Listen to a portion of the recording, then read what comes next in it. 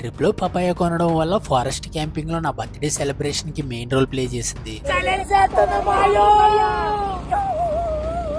నేడే చూడండి అమలాపురం టు అడవులు పార్ట్ 3. రంపా వాటర్ డ్యామ్ లో జలకలాటలు కంప్లీట్ చేసుకుని గుడిసా హిల్ స్టేషన్ కి స్టార్ట్ అయ్యాం. ఈ రోజు మేము 3 క్లైమేట్స్ ఎక్స్పీరియన్స్ చేసాం. ట్రిప్ స్టార్ట్ చేసినప్పటి నుంచి రంపా వచ్చే వరకు ఎండ ఎరిగేసింది. అక్కడి నుంచి వర్షం. ఆ వర్షంలో ఈత కొట్టు వచ్చి బైక్ రైడ్ చేస్తుంటే చలి కూడా స్టార్ట్ అయ్యింది. రంపచోడవరంలో కన్నా మారేడుమల్లిలో ఇంకా ఎక్కువ వచ్చినట్టు ఉంది వర్షం.